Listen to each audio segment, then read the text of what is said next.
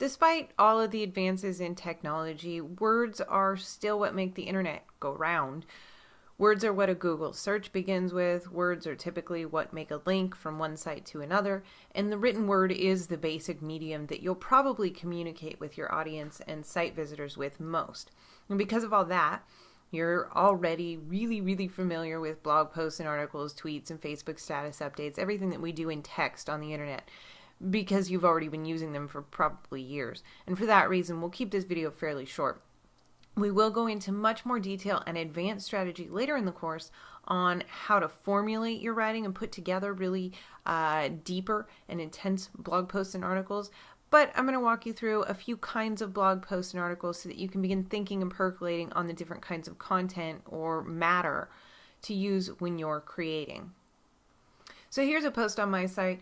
And this is a curated post. And what I did was I took a quote from the original source, which was Google's blog, that I wanted to speak on further, pasted that into my own blog. Of course, I attributed the original, as you should always.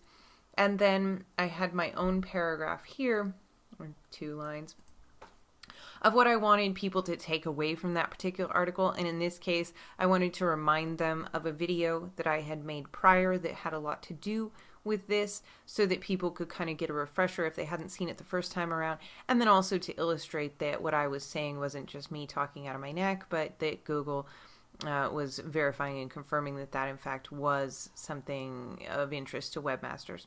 So created a post, very short. I said, hey, look at what they said, here's what I said, and boom, it's done. It doesn't have to be an epic length thing, of course, to be publishing on your site.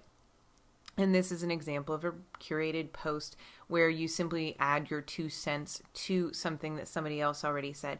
And in this case, I'm in agreement, but of course, if I wasn't in agreement, that would be okay too, and I would just write a sentence or 2 saying why. And I've done that in the past as well.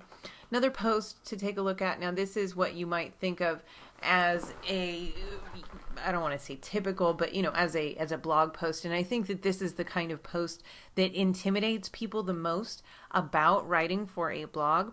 This is a really long post, and it took me a really long time to write. I had quite a bit to say about a topic, and so I had quite a bit to write about that topic.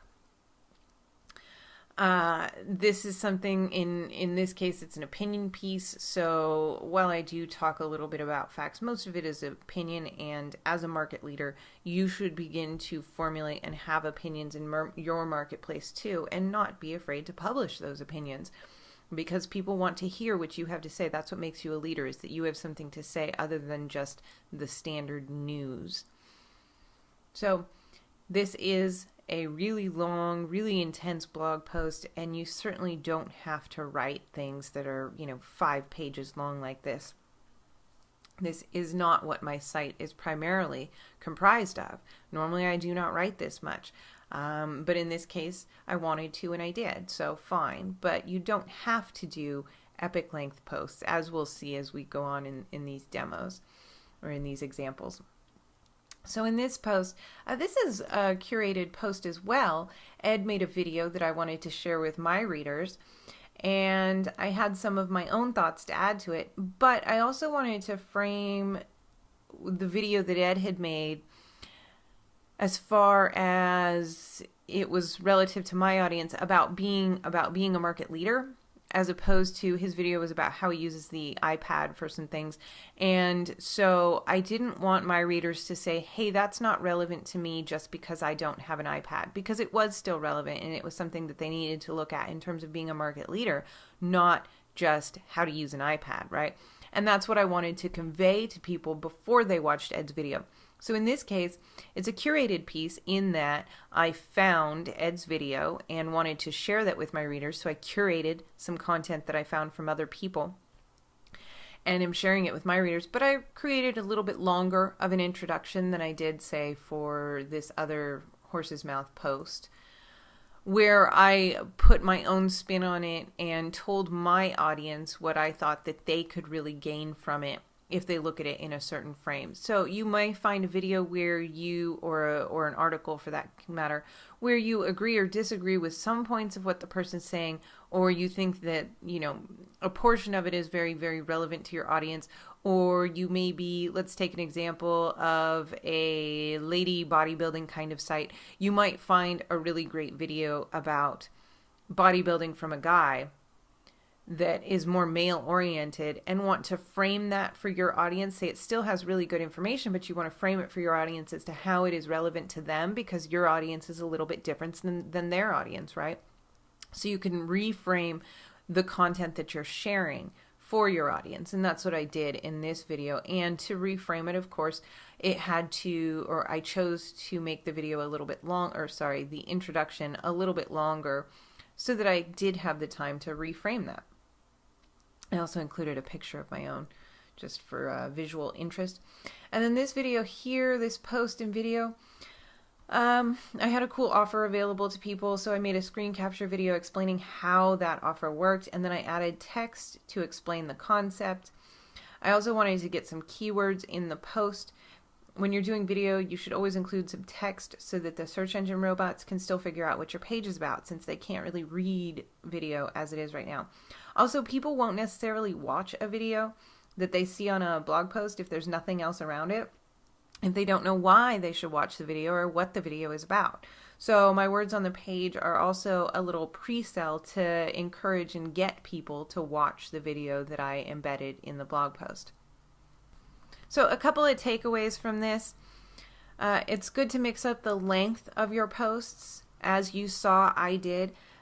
Tip here is same with email marketing. It's good to mix up the length of the messages that you send out to people via email. Why? For blog posts or for email marketing, it keeps people on their toes. It gives them a reason to open what you've been sending or what you've written. Sometimes people only like short posts. Sometimes people really like the long, in-depth kinds of posts. And if you mix your site up with both, it will always give somebody a reason to check out your site and see if you have the kind of content that they're looking for.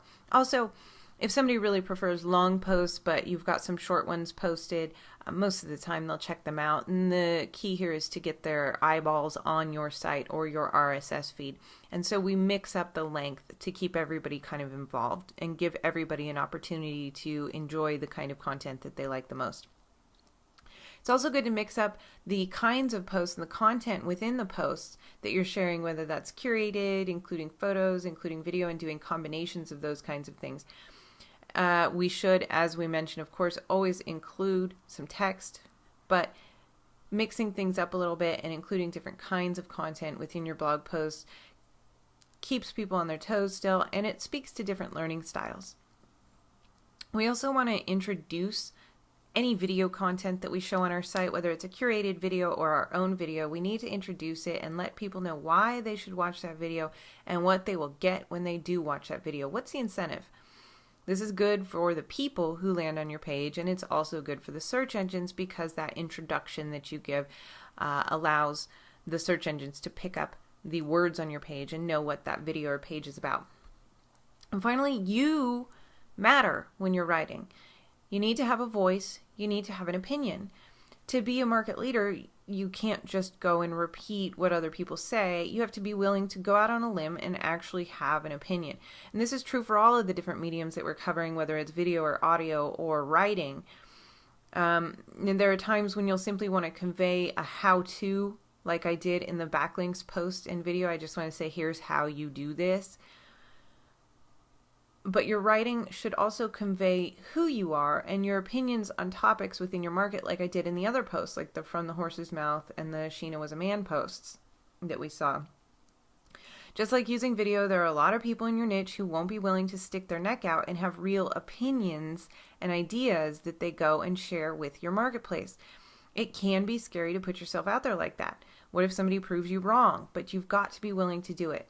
And also, because you've immersed yourself so fully in your marketplace, you'll be picking up more and more on the goings-on in your niche, and you'll quickly start to see things that you can elaborate on or that will spark your own longer pieces of writing. So be brave, have an opinion, and always be shipping.